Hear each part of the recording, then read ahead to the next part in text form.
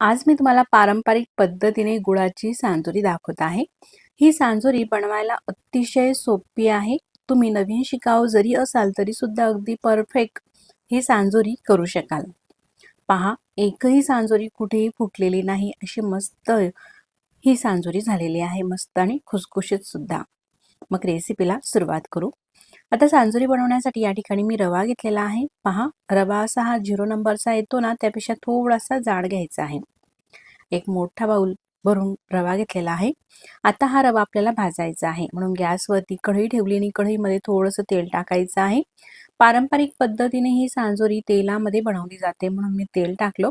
पहा, या ठिकाणी जास्त तेलाचीही गरज नाही, अगदी थोडंच तेल टाकलं आणि कढईमध्ये हा रवा टाकून आपल्याला भाजून घ्यायचा आहे. रवा भाजत असताना अशा प्रकारे सतत आपल्याला तो रवा परतवत घ्यायचा आहे आणि गॅस मात्र मीडियमच ठेवायचा आहे. गॅसची फ्लेम मीडियम ठेवली म्हणजे व्यवस्थित रवा भाजला जातो आणि कुठेही जळत नाही. मोठ्या गॅसवरती रवा हा व्यवस्थित भाजला जात नाही. तो जळाला तर सांजोऱ्या आपल्या ह्या कडवट लागतात. आता पहा, अशा प्रकारे सतत परतून साधारण 15 मिनिटापर्यंत हा रवा मी भाजून घेतलेला आहे. गॅसची फ्लेम कमी ते मीडियम आहे. असा बदामी रंग आलेला आहे. त्यानंतर गॅस बंद करते आणि हा रवा ताटामध्ये काढून घेते. आता ज्या भांड्याने आपण रवा घेतलेला आहे ना, त्याच भांड्याने किसलेला गूळ सुद्धा घ्यायचा आहे. पहा, गूळ घेताना असा ऑरेंज रंगाचा घ्या, म्हणजे सांजोरी छान दिसते. डार्क रंगाचा घेतला तर सांजोरी ही काळपट दिसते. घेतलेला गूळ आपल्याला कढईमध्ये टाकायचा आहे. त्यामध्ये पाणी टाकायचं आहे. पहा, पाणी सुद्धा रव्यापेक्षा आपल्याला कमी घ्यायचं आहे. पाणी टाकलं आणि हा गूळ विरघळून घ्यायचा आहे. तर गूळ आणि पाण्याचा आपल्याला एकतारी पाक वगैरे करायचा नाही, तर अशा प्रकारे उकळी आल्यानंतर साधारण 10 ते 12 मिनिटासाठी मीडियम गॅसवरती हे पाणी उकळू दिलं. म्हणजेच पाण्याला अशा प्रकारचा चिकटसरपणा येईपर्यंत पाणी हे उकळू द्यायचं आहे. आता पहा, असा तार वगैरे निघत नाही, तर असा चिकटसर वाटत आहे हाताला. असं झाल्यानंतर गॅस बंद करायचा आहे. आता गुळामध्ये काही कचरा असतो किंवा खडेही असतात, त्यासाठी हे जे गुळाचं पाणी आहे ते आपल्याला गाळणीने गाळून घ्यायचं आहे. सगळं पाणी हे गाळून घेतलेलं आहे. गुळ आपल्या चवीनुसार थोडासा कमी अधिक करू शकतात, पण एवढं हे प्रमाण अगदी योग्य आहे. पहा, पाण्यामध्ये खाली खडे वगैरे निघालेले आहे अशा प्रकारचे. आता हे पाणी गाळून झालेलं ह्या भाजलेल्या रव्यामध्ये टाकायचं आहे. पाणी टाकताना असं थोडं थोडं पाणी टाका आणि मिक्स करत घ्या रवा. असं थोडं थोडंच हे पाणी टाकते. तर हे पाणी टाकल्यानंतर रवा मुरायला हा जास्त वेळ द्यायचा आहे. जसं सकाळीच तुम्ही केले तर संध्याकाळी ह्या सांजोऱ्या तुम्ही करू शकतात किंवा रात्री भाजून अशा प्रकारे हे पाणी टाकून ठेवा. मग सकाळपर्यंत हा रवा सांजोरी बनवण्यासाठी छान होतो. आता रात्रीच्या वेळेस म्हणजे संध्याकाळी मी हा रवा भाजून घेत आहे. पहा, सगळं पाणी मिक्स करून घेतलं. तर यावरती झाकण ठेवायचं आहे आणि रात्रभर हे झाकून असंच राहू देते. आता दुसऱ्या दिवशी सकाळी गॅसवरती कढई ठेवली. कढईमध्ये अगदी थोडंसं तूप टाकते. तूप किंवा तेल सुद्धा टाकू शकता तुम्ही, पण आता थोडंसं साजूक तूप टाकलं आणि त्यामध्ये काही ड्रायफ्रूट घेतलेले आहे मी या ठिकाणी. थोडेसे काजू आणि बदामचे काप करून घेतलेले आहे. थोड्याशा चारोळ्या टाकलेल्या आहे. हलक्या आपल्याला ह्या भाजून घ्यायच्या आहे. जास्तही जाळू द्यायचं नाही, असं हलकं भाजायचं आहे. सुकामेवा हा तुमच्या आवडीप्रमाणे टाकायचा आहे. कमी अधिक किंवा नाही टाकला तरीही चालतं, पण चवीला छान लागण्यासाठी यामध्ये थोडासा सुकामेवा अशा प्रकारे भाजून घेतलेला आहे. पहा, थोडासा हलका फक्त लाल रंग येऊ द्यायचा आहे. त्यानंतर 2 मोठ्या खोबऱ्याच्या वाट्या बारीक अशा किसणीवरती किसून घेतलेल्या आहे आणि खोबरं सुद्धा आपल्याला भाजून घ्यायचं आहे. असं थोडासा लालसर रंग येईपर्यंत खोबरं सुद्धा आपल्याला भाजून घ्यायचं आहे. पहा, असं मस्त खरपूस होईपर्यंत भाजून घेतलेला आहे. ड्रायफ्रूट सुद्धा भाजून झालेले आहे.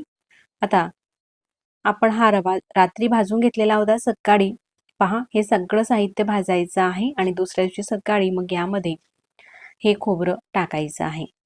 खोबरं असं जाड असेल तर हाताने थोडंसं असा चुरा करून घेते खोबऱ्याचा. हे पहा, मस्त कुरकुरीत खोबरं हे भाजून घेतलेलं आहे आणि असं खोबऱ्याचा खीस आणि हे घेतलेलं ड्रायफ्रूट या सांज्यामध्ये टाकायचं आहे. आता सगळं हे मिक्स करून घेऊ. सोबतच वेलची पूड सुद्धा टाकायची आहे. यामध्ये तुम्ही थोडी खसखस सुद्धा भाजून टाकू शकता किंवा नसेल तर स्किप सुद्धा करू शकता. आता हातानेच पूर्ण हे मिक्स करून घेते. मिक्स करून झालेला आहे. आता पारीसाठी आपल्याला पीठ भिजवायचं आहे म्हणून रवा घेतलेला आहे. करंजी छान कुरकुरीत करायची असेल तर रवा घ्या, नाहीतर मैदा सुद्धा घेऊ शकता. आता या ठिकाणी साधारण 2 पळी तेल घेतलेलं आहे. घेतलेलं तेल आपल्याला कडकडीत असं गरम करून घ्यायचं आहे. पहा, असा धूर निघेपर्यंत तेल हे गरम करून घेतलं आणि तेल या रव्यावरती ओतायचं आहे. हे गरम असल्यामुळे हाताने जर का मिक्स केलं तर हाताला चटका लागू शकतो, म्हणून चमचा घ्यायचा आहे आणि चमचाने मिक्स करून घेते. आता हाताने करून घेऊ. पहा, संपूर्ण रव्याला हे तेलाचं मोहन लागलं पाहिजे अशा प्रकारे सुरुवातीला आपल्याला हे व्यवस्थित असं मिक्स करून घ्यायचं आहे. त्यानंतर पाणी टाकायचं आहे आणि असं थोडं थोडं पाणी घेऊन पहा, अशा प्रकारे डो झालेला आहे. खूप असा घट्टसर सुद्धा नाही आणि असं सैलसर सुद्धा म्हणायचं नाही, इतपत घट्टसर ठेवायचं आहे. झाकण ठेवू आणि 10 ते 15 मिनिटासाठी मुरत अशा प्रकारेच ठेवायचं आहे.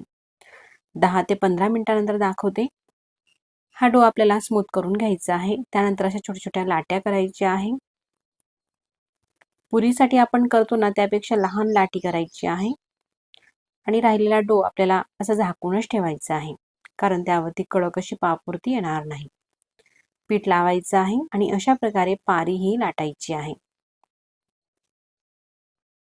पहा, अशा पाऱ्या ह्या लाटून घेते. काही कापडाखाली झाकून ठेवायच्या आहे म्हणजे पाऱ्या सुद्धा कडक होणार नाहीत. अशाच प्रकारे ह्या सगळ्या काही पाऱ्या लाटून घेतलेल्या आहे. 6 ते 7 पाऱ्या मी लाटून घेतलेल्या आहे. तर आता ही सांजोरी मी तुम्हाला तांब्यावरती करून दाखवते, म्हणून तांब्या घेतलेला आहे आणि तांब्या हलू नये म्हणून त्यामध्ये थोडासा तांदूळ टाकलेला आहे. तांदूळ किंवा गहू कुठलेही धान्य तुम्ही टाकू शकतात. आता हा रुमाल घ्यायचा आहे असा घडी करून आणि तांब्यावरती ठेवायचा आहे. त्याला रबर बँड करायचा आहे. असं रबर लावायचं आहे किंवा रबर नसेल तर दोऱ्यानेही तुम्ही बांधू शकता. आता या पाऱ्या आपण लाटून ठेवलेल्या होत्या, त्या पाऱ्या ठेवायच्या आहे. एक एक पारी ठेवते यावरती आणि त्यामध्ये सारण भरून घेते. वाटीमध्ये पाणी सुद्धा घ्यायचं आहे आणि अशा प्लेटमध्ये हे सारण घेतलं. आता तुम्हाला जसं आवडते तुमच्या आवश्यकतेप्रमाणे या पारीमध्ये सारण भरायचं आहे. मी भरपूर सारण भरलेली ही सांजोरी तुम्हाला दाखवते. सारण असं व्यवस्थित दाबून भरून घेतलेलं आहे. त्यानंतर या वाटीमध्ये पाणी घेतलेलं होतं. काडी घेतलेली आहे. काडीला थोडासा कापूस लावून घ्यायचा आहे आणि तो कापूस ओला करून अशा प्रकारे पाणी लावायचं आहे आणि वरतून दुसरी पारी ठेवून हलकं असं दाबून घ्यायचं आहे हाताने. पहा, या प्रकारे. आणि काठाचा तांब्या घेतलेला असतो आपण. त्यानंतर अशा प्रकारे अंगठ्यांनी यावरती दाब द्यायचा आहे. असं प्रेस केलं का ही पारी तुटते आणि ही जी सांजोरी आहे मस्त अशी छान गोल गरगरीत तयार होते. ही जी पारी निघते हिचा पुन्हा आपल्याला पारी लाटण्यासाठी वापर करायचा आहे. पहा, कुठेही फुटत नाही आणि अगदी बराबर ही सांजोरी होते आणि एकसारख्या अशा ह्या सांजोऱ्या होतात. आणखी मी तुम्हाला एक सांजोरी करून दाखवते. पहा, दुसरी सुद्धा पारी ठेवलेली तांब्यावरती आणि त्यामध्ये सारण भरते. हा, ऑरेंज रंगाचा गूळ घेतला ना सारण सुद्धा दिसायला छान दिसते आणि जास्त डार्क रंगाचा गूळ घेतला तर मग सारण हे काळपट दिसते, चॉकलेटी रंगाचं. कापूस घ्यायचा नसेल काडीला लावून तर अशा प्रकारे बोटानेही पाणी लावू शकता. मला हीच पद्धत आवडते, बोटाने पाणी लावायला. अगदी भराभर हे पाणी लागतं. अशा प्रकारे हातानेच पाणी लावून झाल्यानंतर पारी ठेवायची दुसरी. हाताने असं थोडंसं दाबून घेते आणि त्यानंतर मग काठावरती असं थोडासा हात फिरवला का लगेचच ही पारी कट होते. पहा, कुठल्याही प्रकारचं कटर किंवा सुरी काही वापरायची गरज नाही. अगदी एका साईजच्या आणि एकसारख्या अशा आकाराच्या ह्या सांजोऱ्या होत असतात. आहे ना अतिशय सोपी पद्धत. खानदेशी भागामध्ये अक्षय तृतीया आली का प्रत्येक घराघरामध्ये अशा प्रकारच्या ह्या सांजोऱ्या बनवल्या जातात. बनवायला अतिशय सोप्या आहेत ह्या सांजोऱ्या आणि चवीला सुद्धा छान आहेत. पहा, पुन्हा ही पारी लाटण्यासाठी वापर करते.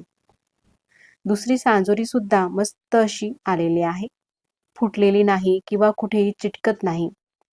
आहे ना मस्तच. चला मग आता सगळ्या सांजोऱ्या मी करून घेते. पहा, एवढ्या ह्या रव्यामध्ये एवढ्या सांजोऱ्या झालेल्या आहे. अशा करून घेतल्या. त्यानंतर ह्या सांजोऱ्या आपल्याला तळायच्या आहे. ताटामध्ये भरून घेतल्या अशा काही सांजोऱ्या. तेल सुद्धा गरम करायला ठेवलेलं आहे आणि तेलामध्ये अशा प्रकारे ह्या सांजोऱ्या आपल्याला सोडायच्या आहे.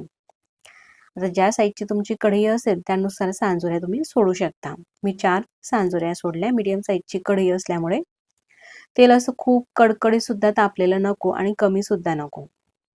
मीडियम तापलेलं तेल आहे आणि गॅसची फ्लेम सुद्धा मीडियम ठेवलेली आहे, म्हणजे सांजोरी आतपर्यंत मस्त अशी तळली जाईल. पहा, जशी आपण सांजोरी तेलामध्ये टाकल्यानंतर ती लगेच पलटवायची नाही. अशा प्रकारे झाऱ्याने तेल उडवायचं आहे. पूर्णपणे सांजोरी वरच्या बाजूने तळून झाली का त्यानंतरच मग पलटवायची आहे. अशी ही पापुर्ती वरची कडक झाल्यानंतरच पलटवत आहे. अशी तळल्यामुळे सांजोरी एक सुद्धा तेलामध्ये कुठेही फुटत नाही. सावकाश तळायचं आहे, म्हणजे हातावरती तेल वगैरे उडणार नाही. अशा प्रकारे थोडासा लालसर रंग येईपर्यंत सांजोऱ्या ह्या तळून घेतलेल्या आहे. आता तेलाच्या आतून काढून घेते. पहा, काय मस्त दिसत आहे सांजोऱ्या. तेल निथळून घेते. अजिबात तेलकट ह्या सांजोऱ्या होत नसतात. अशाच प्रकारे सगळ्या सांजोऱ्या आपल्याला तळून घ्यायच्या आहे ना सांजोऱ्या बनवण्याची अतिशय सोपी पद्धत. पहा, सगळ्या सांजोऱ्या ह्या तळून घेतलेल्या आहे. एवढ्या ह्या ताट भरून सांजोऱ्या झालेल्या आहे. पहा, काय मस्त रंग आलेला आहे सांजोऱ्यांना आणि दिसायला सुद्धा छान दिसत आहे. तर मैत्रिणींनो, आपल्याकडे जर का वयस्कर मंडळी असले, जसे की आपले सासरे, आजल सासरे, त्यांना तर ह्या सांजोऱ्या खूपच आवडतात, कारण ह्या पारंपरिक पद्धतीने आपण बनवलेल्या आहे. तुम्ही सुद्धा तुमच्याकडे वयस्कर मंडळी असतील तर अशा प्रकारच्या सांजोऱ्या नक्कीच करून त्यांना खाऊ घाला आणि तुमच्या प्रतिक्रिया मला कमेंट्स करून नक्कीच कळवा. पहा, किती मस्त खुसखुशीत झालेले आहे आणि चवीला अप्रतिम अशी ही सांजोरीची रेसिपी आज आपण पाहिलेली आहे. मैत्रिणींनो, कसा वाटला तुम्हाला आजचा हा व्हिडिओ? व्हिडिओ आवडल्यास तर व्हिडिओला लाईक करा. चॅनलवरती तुम्ही नवीन असाल तर चॅनलला सबस्क्राईब करा. मग पुन्हा भेटू नवीन छानशा अशाच व्हिडिओसोबत. तोपर्यंत नमस्कार.